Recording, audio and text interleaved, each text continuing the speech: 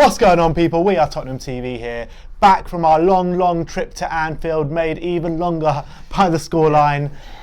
This is our match review, a new segment of the channel, which we're going to bring to you our reviews and our previews and our match ratings to you every single week, where we're going to dissect the performance now of that performance up at Anfield. Let's get straight into it. What do you make out of it? Well, we start off obviously with the first minute. You know, you're thinking in going into this game, don't concede early like we always do at Anfield. Start with a bit of resilience. Not necessarily start on the front foot, but start with a bit of backbone. And we never do. We always fold in so early. And so to see us take a bit of initiative going into the game, taking the lead within a minute, you're thinking, all right, maybe things are different now. Maybe we've taken a different turn. But once we took the lead, it's almost as if that put the shackles back on us, getting that goal. And it was such a shame that it happened like that, because I felt like we didn't play our game for the majority of the game. We let Liverpool dominate us completely for majority of that game, except for maybe the last 10 minutes when we started to get a bit more possession. But we just struggled so much to get any sort of possession or rhythm going. Any sort of chances we had or counters we had were from rare counter attacks we got. And I think Pochettino will be looking at that game and thinking, I didn't set up my team to do that. I didn't set up my team to be dominated as much as they did in that game. But you got to point your finger to Pochettino in some of his selection. 100% in this game, because definitely. So you could see it with your own eyes. You could see how obvious it was going to be. It was obvious from anyone as soon as you saw the lineup where the problems were going to be, and the problems were exactly what you thought they were going to be. There was no secret. Every single person was saying the same thing as soon as they saw the lineup. You know, why is Eriksen playing? Why is Danny Rose playing? Why is Serge Aurier playing? You know, it just doesn't make any sense to me. Aurier, I don't think we have Foyth. He was in the squad. I don't know why, but who else are you going to play there at the moment? You've got to play Foyth. I know he wasn't in the squad, and I don't think there was any reason. There was no news to say he come out as injured. He's played 90 minutes for Argentina, then he gets put on the bench again for Tottenham. There's got to be something wrong there. I don't understand why Foyth can't get a look in at the moment. And then why is Ndombele not playing? Yeah, and Ndombele, who pretty much set the world alight. I know it's only against Red Star, but you can only beat what's put in front of you. And a sensational performance, you know, getting the ball, forward passes, pinpoint passes, and exactly what we would need against Everton, against Liverpool. Yeah, that's the whole point. Ndombele is exactly the kind of player that would have solved a lot of the problems that we had. For all his good qualities, Winks just got overrun. Winks wasn't able to hold on to the ball. He wasn't able to get any sort of passing rhythm going. For all Winks' good qualities, him up against that Liverpool midfield, I always felt like he could struggle if he's pressed as intensely as we know they can press. He doesn't have that required strength maybe to hold off players like someone like Ndombele has, and he showed exactly what he's about, Ndombele, when he came on. I know Pochettino made some weird comments after the press conference when a journalist asked him, Ndombele played well when he came on, what do you think of his performance? He said, what impact did he make? He said some weird comment, Pochettino, after the game, questioning the impact Ndombele made. I get what he's saying. He's kind of saying that it was when Ndombele came on, Liverpool had taken the lead and they were sitting back a bit, so it allowed us a bit more possession, so it was easier for someone like Ndombele to kind of play his game. But he was the one looking forward, looking for the passes. He was able to dribble past players. As well as Lo Celso as well. They weren't able to get the ball off him. It was exactly the kind of player that we needed in this game at Anfield, because we literally had no possession. And that goal, I know we took the lead in the first minute. We pretty much hung on for dear life in that first half, and Gazaniga pulled off some world-class saves. Would you have been surprised if it was 5-1 to Liverpool at half-time? I wouldn't say 5-1, but I wouldn't say 5-1. Gazaniga made about 4 world-class saves in about 5 minutes in that first half. Except for the one from Van Dijk. Which was a great chance. The other chances were pretty much from outside the box, but they were great shots, and they were very good saves from Gazaniga, fair enough. I wouldn't say 5-1. I would have said if they were 2-1 up at half-time, would not be surprised if they were trying to get around. I think it could have been more than that, because, you know, we were literally pinned back. I agree with that, but I don't agree with that. We were pinned back literally the whole of the first half. I think Liverpool was so much better than us. I agree with that. I don't disagree that Liverpool was so dominant. I agree we'll hang on for dear life. I don't agree it was chance after chance. It wasn't like that. They had a few chances. We had one clear-cut chance with Van Dijk. The other ones weren't very clear-cut. I thought we actually defended fairly well. The other ones were mostly shots from Salah from outside the box, shots from Trent from outside the box. Yeah, but you give these players room to shoot, they can punish you because they've got such good end product. Look at Mo Salah, how many goals he's got in the last year. Gazaniga had a great game. Look at Trent Alexander, how his shot ratio from outside the box, his free kicks. You can't give these players of this quality so much space and time on the edge of the area. I'm not disagreeing with you. I'm saying if Liverpool would have turned it around for half time, I wouldn't have been surprised. But we did hang on for dear life. We had that, I think, what would have been a game-turning moment when Gazaniga, who set up more chances than Eriksen in this game, with this unbelievable kick, by the way, you have to say, what an assist that would have been. Everyone knows that Gazaniga's got great distribution. Yeah, and what an assist that would have been if Son ends up scoring. But he's got to slot that, Sonny. He rounded the keeper, and he went for power instead of placement, which is really frustrating because someone like Sonny, who's usually very accurate with his finishing, usually gets it right in the corner, left foot, right foot, it doesn't matter to him. He went for power, and he ended up hitting the crossbar, and everyone kind of knew at that moment when we didn't score that chance, it was all set up for Liverpool to turn it around. And once Liverpool got that goal of Henderson, which was definitely coming, no denying that. Even in the right beginning of the second half, I think even before Son's chance, Firmino had a really good chance with the header,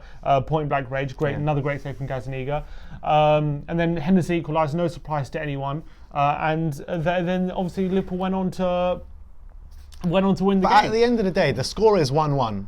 No matter how well Liverpool playing, how bad we're playing, it doesn't matter at this stage. It's 1-1. Yeah. And then Aurier makes an absolutely sensational tackle in the box. And then a second later, he gets muddled up on himself. Maybe he doesn't see Mane, but he should see Mane because he should be aware of his surroundings. And he gives away a silly penalty. Whether it's a penalty or not, it's a silly thing to do in the box. I completely agree with you. I think it is a penalty because, it's a debate. Look, I think there is a debate to be had. I do think it just about is a penalty because I think he's so silly to do what he does. I think on one hand he's a bit unlucky because he goes to clear the ball and Mane is very, very clever in what he does. Instead of going for the ball, Mane, he just puts his leg in front of Aurier, knowing what Aurier is about to do, and lets Aurier kick him. And which for some reason when Harry Kane moves his body to for example when the whole Lascelles thing, remember against Newcastle, Kane supposedly moved his body so that Lascelles can foul him. Everyone's saying that's a dive because Kane just moved his body for the contact. But if a Liverpool player does it, exactly what Mane did. He maneuvered. If a Liverpool player does it, Mane clearly maneuvered his body for the contact. But in my opinion, and I said this when Kane was fouled, if you're stupid, if the player manoeuvres his body for the contact, you should be clever enough as a defender not to abide by him, not to play into that. Yeah. And where I know there was one angle where you think Mane was behind him and it was hard to see, but there's another angle where you see Aurier probably should have had enough time to pull out that challenge before it was too late. He's just not aware of his surroundings whatsoever, Aurier. And it's just so bright, it's such an Aurier thing to do, to make a great tackle and then just not be aware of anyone. I'm just going to swing my leg and not even look away. I'm just going to swing it and just hope to clear the ball. And it was a really ridiculous thing to do, and it really cost us. And it showed exactly why Aurier is so unreliable. And it went from the absolutely marvellous to the absolutely dreadful, silly things that he does, because I don't think he had a bad game all in all, apart from that moment. I thought he played all right. But he could have done, there was a moment where he was slid on the ground to make that challenge, as you said. I know he was on the floor, but he could have just hooked it away while he was on the floor. There was about 4 opportunities there just to clear the ball. What he did, he slid on the floor and then decided to take a few more seconds to get up, get in a position to clear the ball, then swing his leg. And that second cost him. Those few seconds cost him. When a player like Mane is so sharp and so quick on his feet, that's all it did. That's all it takes. And obviously Salah slots it home. I think the period between 1-1 and 2-1 to Liverpool was a bit more even than it was beforehand, but I still think Liverpool dominated. Well, that's when Ndombele came on. Yeah, right? Ndombele came on at 1-1. Liverpool was still dominant, no bones about it. They were still on top of us, and we were still back against the wall, but they didn't seem to be creating a lot of chances. However much on top of us, we were always in that game at 1-1, at 1-0 up, at 2-1 down. You know what I mean? I always felt like on the very rare occasions we were able to get forward, which was rare. literally maybe once or twice the whole game. Once we took the lead, we did look dangerous. I thought we looked decent. Yeah, exactly. I felt we looked dangerous on the counter attack, but when you're talking about us playing on the counter attack, you're relying heavily on players like Dele Alli, Christian Eriksen, Danny Rose, and Serge Aurier. You know, Dele Alli is supposed to be that creative man in the middle. He didn't do nowhere near enough for me. Who's the other one I said? Danny Rose. Eriksen, yeah. Forget Eriksen. Danny Rose was awful. Yeah, terrible. Absolutely awful, and he hasn't had a good game this season, I don't think. Serge Aurier, I thought, out of the players I just mentioned, was probably the best, and he was providing a bit of an outlet for us on that right-hand side. But the brainless moment, obviously. The brainless moment cost us the game. And then Christian Eriksen, like, what more can I say about Christian Eriksen? Like, this guy, he just provides nothing for us at the moment. Absolutely nothing. The stats on his performance are damning, absolutely damning. No chances created. I think he had a pass completion rate of like ridiculously low, something like 60%. I think Danny Rose is even worse, by the way, 17% pass completion rate, which is atrocious for a Premier League player. Supposedly also one looking to move to a better club. Ridiculous. No chances created. Gazzaniga created more chances than Christian Eriksen created. Yeah, but what about this one? Lo Celso comes on the 88th minute and makes 11 less passes of Christian Eriksen, who played, 90 minutes he played? Correct. And is that not a joke? Correct. But what frustrates me a lot about the Eriksen situation is why did Pochettino start him in position when at right wing? He put him on the wing up against a left back like Andy Robinson, who you know is going to require a lot of tracking back, and we know that Eriksen's not Eriksen's forte. We know it's in this kind of game he could easily become a passenger. We've seen it time after time, especially in recent times, and we know all the situation surrounding him at the moment, where he's clearly not into it at the moment. He's clearly his head's not in the right place. He's clearly devoid of all confidence. Every pass he makes is just is to a red shirt. He can't find a white shirt to save his life at the moment. I blame Pochettino a bit for that decision as well. Maybe you have to blame Pochettino for starting. The only reason I can think he would play Eriksen is he anticipated us having a bit more possession than we did have. And to be fair, not to be fair to Pochettino, but if you look at games at Anfield gone by, it's always been close games, but we've always had a lot of the ball. In all those games, we always seem to So we always seem to have a lot more of the ball than we did yesterday. We have our periods of possession, and that's where people like Eriksen can make the difference. But in this game, we just didn't have that at all. It was ridiculous. Every time we had the ball, we just lumped it forward and hoped for the best, hoped to get someone in behind, and we played with absolutely. We played a scared game. We played with a lot of fear. We didn't try and actually play our game, play from the back and try and play through Liverpool, play through the press. We didn't have confidence in ourselves. We didn't play our game, and that's ultimately what cost us the game, in my opinion.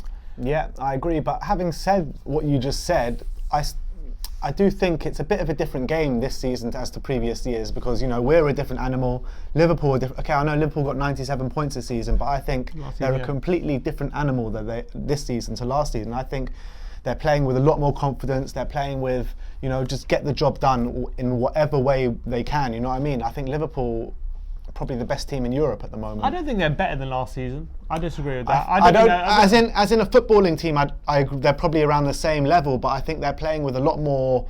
We're kind of champions, kind of. Yeah, they're playing with a bit more arrogance. They penned us in like we were a mid-table team. Yeah. That's how they they haven't done that to us before in recent years. Usually they have and that's the difference. The mindset of Liverpool this season is completely different to what it was last season. Last season they were playing with the mindset that kind of they could win the league. Man City are probably the best team in the league and they're going to chase them. This season, they're playing with the mindset they are the best, we're going to be the best, we're going to win this league, and they're playing with that kind of arrogance that champions play with. They usually show us a bit of respect in terms of how they play. They showed us zero respect. They pushed everyone up, they pushed everyone to the halfway line, they penned us in completely. Do you blame them? And I don't blame them. And the sad fact is we couldn't deal with it. The sad fact is we couldn't exploit the space they left in behind. And for a Pochettino side who, for the past 5 years, who's been based around, obviously we know the high press everything, but also we always seem to have a lot of possession. Our possession stats are usually around 50-60%. Even when we go to teams like Liverpool, we usually have a decent amount of possession. We have our periods, but this time it was we just couldn't seem to get a passing move together. Only up until Ndombele came on, and it's just it's a shame that's how we performed in this game. It shows where the team's at the moment. It shows the lack of confidence we have in ourselves, that we can't assert ourselves in these kind of games. Fair enough to the team that we defended well for large parts of the game, and we was backed against the wall, and the defence had to stay strong for large parts. And we did. Davinson Sanchez and Toby Alderweireld and Gazzaniga, and they both had sensational games. Yeah, they had to stay really, really strong to pen back, to hold, to keep out that Liverpool attack, which were rampant. But we just got let down, I think, we got let down big time by our midfield and our attacking players, who were not able to assert themselves on the game, weren't able to cause Liverpool any sort of problems apart from rare counter-attacks. And I think we have to look a long, hard look at ourselves and how we're playing and how we see ourselves, because if we don't have the confidence in ourselves anymore, then where are we going? I agree. There are players that are not putting a shift in at the moment, and I don't understand how they're getting minutes. I don't understand what Pochettino is seeing in them at the moment. Christian Eriksen should not be playing again for Spurs. Serge Aurier, I really wouldn't care if he doesn't play again for Spurs, and Danny Rose is another one. All three of them, maybe Serge Aurier aside, because I actually think he puts in effort. He's just so stupid. Yeah. When you're looking at Danny Rose and Christian Eriksen, they got to take a look at Toby Alderweireld yesterday and take a leaf out of that book, because he is in the exact same position as those two players are, and he played an absolutely sensational game. And I know I've said stuff about Toby Alderweireld this season. He hasn't looked as good, but yesterday he was back to his best, and hopefully it will continue. Yeah, he had to repel a lot of Liverpool attacks, and when there's crossing coming in left, right, and centre from Trent and from Robertson time after time, how many balls did they put in the box? How many times did Trent dribble past Danny Rose? How many times? And kept getting balls into the box. It was just so easy for him. He had him on toast every single time. Trent Alexander-Arnold was just, in the first half, was creating so many chances. He was creating a lot of chances throughout the game. We couldn't handle him. We really couldn't handle him. And he's really become one of the best right backs in Europe. He's such a good player. Yeah. Every time he swings the ball in, it's dangerous. It's got whip on it. It causes trouble. It asks questions of defence. Set pieces as well. He's dangerous from. It just shows the difference between someone like him and and our fullbacks. Our fullbacks, we used to have, everyone knows, the best fullbacks in the league, but those times are long, long gone. Our fullbacks are now the biggest weakness in this squad by far, and that really needs to be rectified. But how long have we been talking about fullbacks at Tottenham? Since Walker left. Ever since Walker left. That's 3 years now. Yeah. It's like, when are we going to see these? When are they going to see these problems and address them? I don't understand. Yeah, and look, the performance yesterday, there was obviously a lot of negatives, given obviously the fact that we lost and we were so dominated. But there were a few good things, I guess. Positive to me is defence was better. Probably, I know we lost, but probably one of the best defensive from the centre backs and goalkeeper that we've seen all season. We weren't battered all season. I thought Sissoko was absolutely brilliant in that middle of the park. Yeah, and Ndombele was a massive, massive plus. And I thought Lo Celso as well, when he came on, he absolutely looked class. Probably the best centre-back performance we've seen in the season. He had a bit of composure about him, didn't it? And that ball he played from the centre-back position all the way up to, was it Harry Kane? There was a few lovely balls Ndombele played, really nice balls. And one from outside the boot. It didn't actually reach the man, but it looked like, what a ball. And it showed just someone on the pitch.